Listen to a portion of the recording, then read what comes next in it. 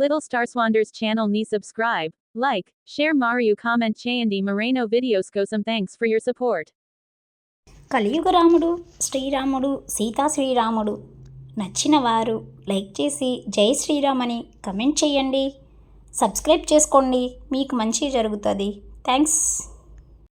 రాముడిగా అవతారం ఎత్తిన రామాయణం గురించి మనం తెలుసుకుందాం. ఎపిసోడ్స్ అన్నీ మీరు చూడాలి అనుకుంటే ప్లేలిస్ట్లోకి వెళ్ళి అన్ని పార్ట్స్ మీరు చూడవచ్చు. ముందుగా మనం రామాయణంలో రాముడి గురించి శ్లోకం ఒకటి ఉంటుంది, అది డైలీ మనం 3 సార్లు చదువుకుంటే మనకి మంచి జరుగుతుంది. శ్రీరామ రామ రామేతి రమే రామే మనోరమే సహస్రనామ తత్తుల్యం రామనామవరాననే.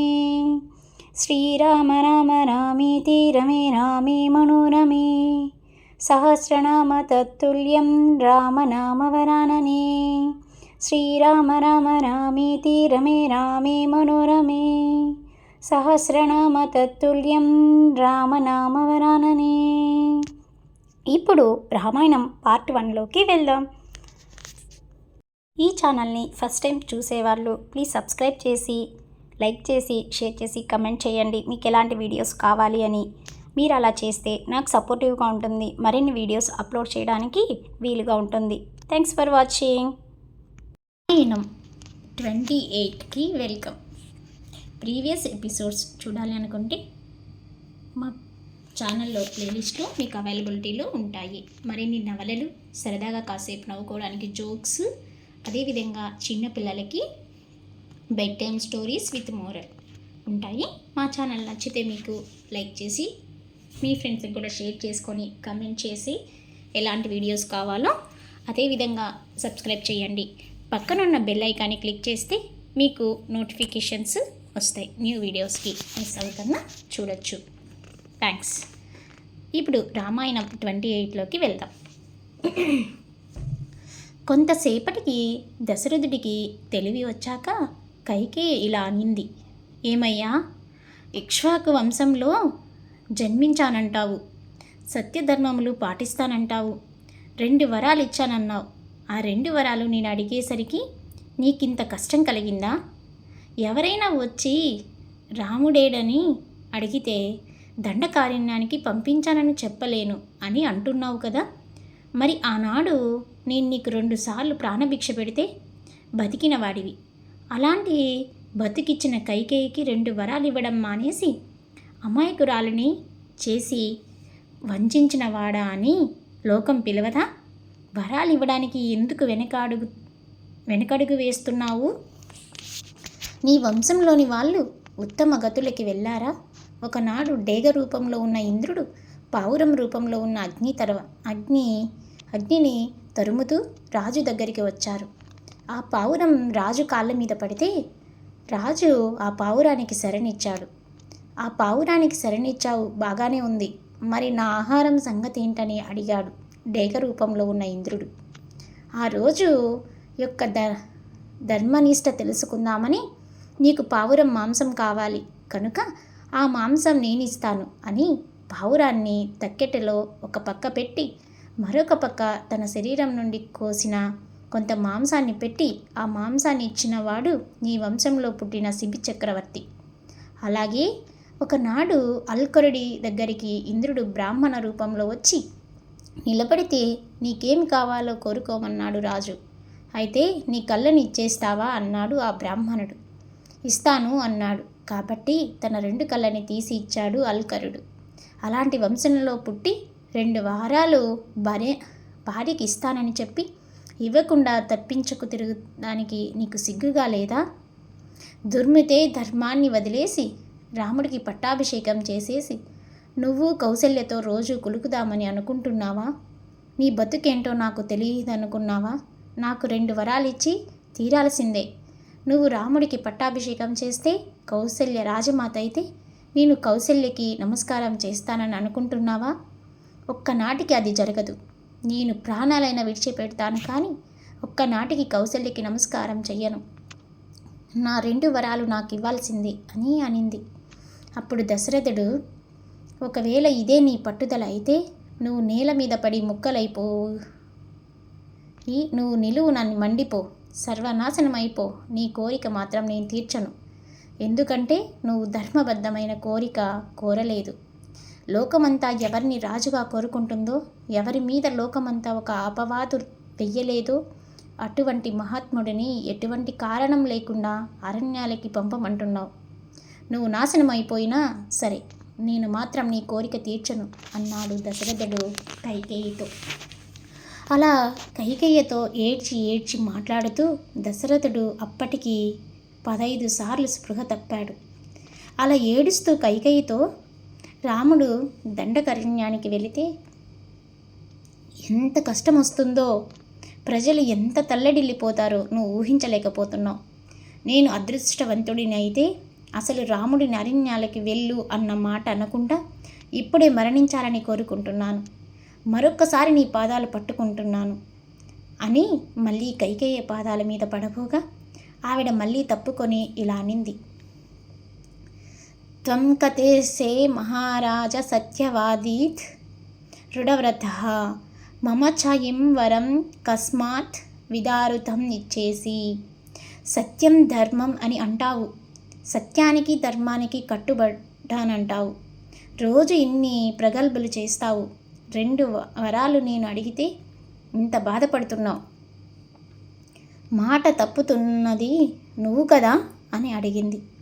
అలా రాత్రి దశరథుడు ఎంత బతిమాలినా కైకేయి ఒప్పుకోవడం లేదు. ఏడ్చి ఏడ్చి ఆయన కళ్ళన్నీ ఉబ్బిపోయాయి, జుట్టు చెరిగిపోయింది, నీరసం వచ్చింది. అప్పుడు ఆయన, ఓ రాత్రి, నాకు నువ్వన్న ఒక వరం ఇవ్వు, ఈ రాత్రిని ఇలాగే ఉండని, తెల్లవారనివ్వ మాకు. తెల్లవారితే రాముడితో నేను ఏమీ మాట్లాడను, అందుకని నువ్వు ఇలాగే ఉండిపో. వద్దులే, నువ్వు తొందరగా వెళ్ళిపో, ఎందుకంటే ఇలా చీకటిగానే ఉంటే నేను ఇక్కడే ఉండాల్సి వస్తుంది. నేను అంతసేపు ఈ కైకేయిని చూస్తూ ఉండలేను, కాబట్టి నువ్వు తొందరగా తెల్లవారిపో అంటూ తాను ఏమి మాట్లాడుతున్నాడో తెలియని ఉన్మాద స్థితిలో వెళ్ళిపోయాడు దశరథుడు. మెల్లగా తెల్లవారుతుంది. అప్పుడు కైకేయ, ఇప్పుడు తెల్లవారుతుంది, రాముడు నీ ఆశీర్వాదం కోసం వస్తాడు. రాముడిని చూసిన తర్వాత పుత్రవాత్సల్యంతో మాట మార్చినా, భరతుడికి రాజ్యం ఇవ్వకపోయినా, రామునుడిని అరణ్యాలకు పంపకపోయినా విషం తాగి ఇదే గదిలో చనిపోతాను అని అనింది. అప్పుడు దశరథుడు, యతే మంత్రక్ ఋతః పాణిర్ అగ్ని పాపే మయాదృత తం తజస్మి స్వజం చైవ తవ పుత్రం సహత్వయా. నువ్వు నన్ను ఇంత బాధ పెట్టావు కాబట్టి ఏ రాముడిని చూసి చనిపోతాను అంటే ఆ వరం కూడా నీ ఇవ్వలేదు కనుక మంత్రపూర్వకంగా ఈ అగ్ని సమక్షంలో నీ పాణిగ్రహం చేశాను. అటువంటి నిన్ను ఇప్పుడే విడిచిపెడుతున్నాను. ఇక నువ్వు నాకు భార్యవి కావు. నువ్వు నీ కొడుకు కలిసి రాజ్యం ఏలుకోండి. ఎవడి కోసమైతే నువ్వు ఇంత దారుణానికి దిగజారావో ఆ కొడుకుని కూడా వదిలేస్తున్నాను. భరతుడు నా శరీరాన్ని ముట్టుకోకూడదు అన్నాడు. ఇలా తెల్లవారగానే పట్టాభిషేకానికి చేయాల్సిన ఏర్పాట్లన్నీ చేస్తున్నారు. బ్రాహ్మణులు, జానపదులు, సామంతరాజులు మొదలైన వాళ్ళందరూ రాజు కోసం ఎదురు చూస్తున్నారు. అప్పుడు సుమంత్రుడు దశరథ మహారాజుని కలుద్దామని లోపలికి వెళ్ళి, మహాతాలి ఇంద్రుడిని ఎలా నిద్రలేపుతాడో, సూర్యుడు సమస్త లోకాల్ని ఎలా తన కిరణముల చేత నిద్రలేపుతాడో నేను నిన్ను అలా నిద్రలేపుతున్నాను. కాబట్టి ఓ మహారాజా, నిద్రలేచి బయటికి రా అని అన్నాడు. యువరాజ పట్టాభిషేకం కోసం అందరూ బయట వేచి ఉన్నారు. ఏమి చెయ్యమంటారు అని సుమంత్రుడు దశరథుడిని అడుగుగా, దశరథుడు మాట్లాడలేక కన్నుల నుంచి నీటి దారలు పడిపోతుండగా మరోసారి స్పృహ తప్పి పడిపోయాడు. రాజులా పడిపోయాడు. ఏమిటని సుమంత్రుడు కైకేయిని అడుగుగా, ఏమీ లేదయ్యా సుమంత్ర, రాముడికి పట్టాభిషేకం అన్న సంతోషంలో ఆయనకి రాత్రి నిద్ర పట్టలేదు. ఇప్పుడే నిద్ర పట్టింది, అందుకని అలా పడిపోయాడు. నువ్వు గబగబా వెళ్ళి రాజు పిలుస్తున్నాడని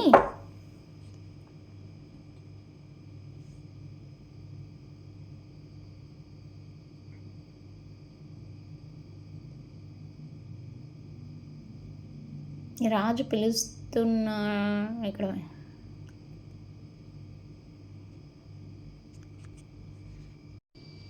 రాజు పిలుస్తున్నాడని చెప్పి రాముణ్ణి తీసుకురా అనింది కైకేయ. అక్కడే ఉన్న వశిష్ఠుడు మరియు ఇతర సామంత రాజులు దశరథ మహారాజు ఇంకా బయటికి ఎందుకు రావడం లేదు, మాకు దర్శనం ఎందుకు ఇవ్వడం లేదని అడుగడుగున సుమంత్రుడు మళ్ళీ లోపలికి వెళ్ళి దశరథుని స్తోత్రం చెయ్యబోగా, రాముణ్ణి తీసుకురమ్మనన్నానుగా, తొందరగా వెళ్ళి రాముడిని తీసుకురా అని దశరథుడు అన్నాడు. వెంటనే సుమంత్రుడు రాముడిని తీసుకురావడానికి బయలుదేరాడు.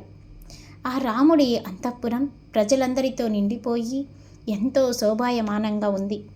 రాముడు స్నేహితులతో, బ్రాహ్మణులతో, జానపదులతో ఆ ప్రదేశం కలకలలాడుతుంది. సీతమ్మ చేత అలంకారం చేయబడ్డ రాముడు ఎంతో చక్కగా ఉన్నాడు. సుమంత్రుడు వచ్చి దశరథ మహారాజు మిమ్మల్ని రమ్మంటున్నారని చెప్పగా రాముడు సుమంత్రుడితో కలిసి బయలుదేరాడు. రాముడితో పాటు లక్ష్మణుడు బయలుదేరాడు.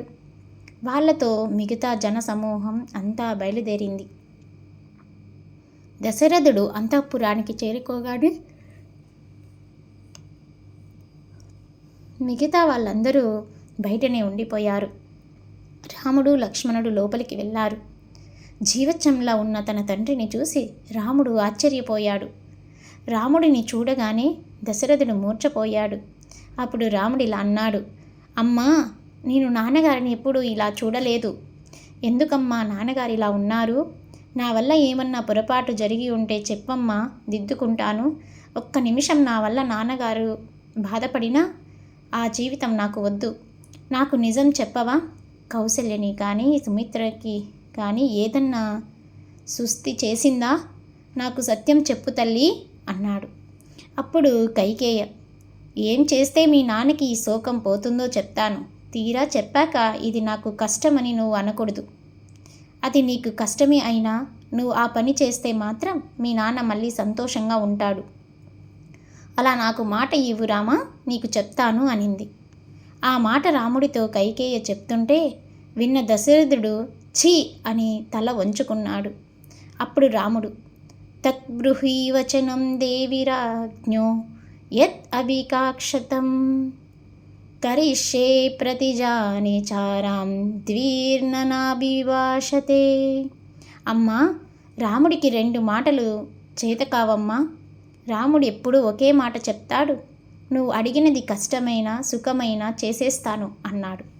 అప్పుడు కైకేయ, ఏమీ లేదు రామా, మీ నాన్న సత్యవంతుడని పూర్వం 2 వరాలు ఇచ్చాడు కదా అని 14 సంవత్సరాలు నువ్వు నారచీరలు కట్టుకొని జటలు కట్టుకున్న తలతో ఒక తపస్వి ఎలా ఉంటాడో అలా నువ్వు అరణ్యవాసం చెయ్యాలని, అదే ముహూర్తానికి భరతుడికి పట్టాభిషేకం చేయాలని అడిగాను.